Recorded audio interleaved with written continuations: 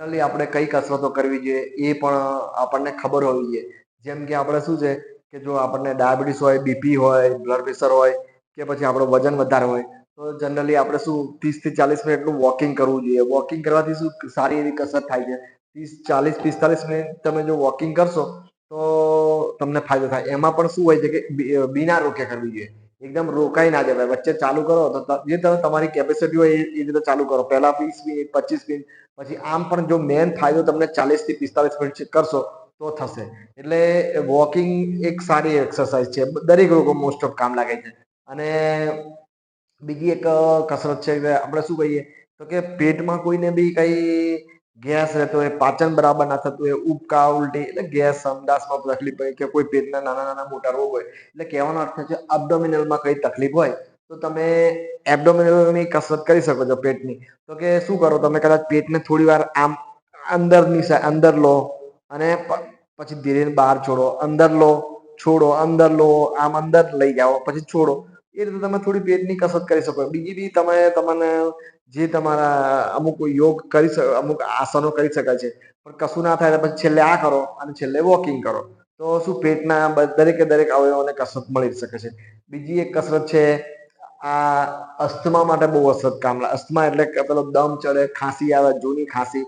તો ઘણા લોકોને શું એવું શિયાળામાં બી ખાંસી હોય, ઘણા લોકોને ચોમાસામાં ખાંસી, જૂની ખાંસી, તાવમાં જે શરદી ખાંસી કઈ એ નહીં, ટીબી એ નહીં, પણ પેલો અસ્થમા હોય, દમ ચડતો હોય, પછી વારે ઘડીએ ખાંસી ચાલુ રહે તો એ લોકો શું કરે ફેફસા મજબૂત કરવા માટે તમે એકદમ ઊંડા શ્વાસ લો. કોઈ ચોખ્ખી જગ્યાએ જ્યાં સારું એવું ખુલ્લું વાતાવરણ હોય, જ્યાં આમ બહાર ખુલ્લું ચોખ્ખું વાતાવરણ તમે અંદર શ્વાસ લો અને જેટલી વાર સુધી આમ શ્વાસ લેવાના ઊંડા અને જેટલી વાર સુધી રોકી રખાય એટલી વાર રોકી રાખે પછી છોડવાના. આ રીતે 10 મિનિટ કરો તો આ બી ફેફસા માટે સારું કસરત કહેવાય. ફેફસાને બહુ ફાયદા થાય. પછી ઘણા લોકોને શરદી રહેતી હોય છે. શરદી એટલે કે વારે ઘડીએ શરદી થતી હોય, કઈ ને કઈ એલર્જી હોય. ઘણા લોકોને શું હોય કે ધૂળમાં કઈ કામ કરે, ધુમાડામાં કઈ કામ કરે, કાં તો કઈ એમનો વ્યવસાય એવો હોય તો પણ એવા પથ્થરના રચકણોમાં કામ કરતા હોય એટલે કાં તો પછી કોઈ ઠંડા વાતાવરણમાં જતા આવતા એટલે કહેવાનો કે ગમે તે એલર્જી હોય એના લીધે શરદી વારે ઘડીએ ચાલુ તો એ લોકો શું કરે એક નાકમાં પેલા ઊંડા શ્વાસ લઈ લે, ફરી પાછા જેટલી વાર રોકાય એટલી વાર રોકો, પછી બીજા નાકથી છોડી દેવાનું. એક નાકથી લેવાનું, બીજા નાકથી છોડી દેવાનું. તો આ રીતે તમે 10 થી 15 મિનિટ કન્ટિન્યુ કસરત કરી શકો છો. તો તમને શું શરદીમાં પણ ફાયદો થઈ શકે છે. એટલે આ ફેફસાની ને શરદીની ને પેટની ને જનરલ કસરતની મેં વાત કરી. હવે જે મગજ અને હાર્ટમાં બહુ જ ફાયદો કરે, બહુ જ ફાયદો કરે એટલે કે શું મગજ તમારે રિલેક્સ કરે. આ કસરત તો ખરેખર કરવી જ જોઈએ. એટલે શું કશું જ કરવાનું નહીં. એમાં શું છે તમે કોઈ બી જગ્યાએ શાંતિથી બેસી જાઓ અને એક જ ધ્યાનથી કોઈના પર ધ્યાન કેન્દ્રિત કરો. કોઈ બી તમારા ભગવાન પર, તમારા ગુરુજી પર, તમારા માતાજી પર, તમે જેને માનતા એને માનો.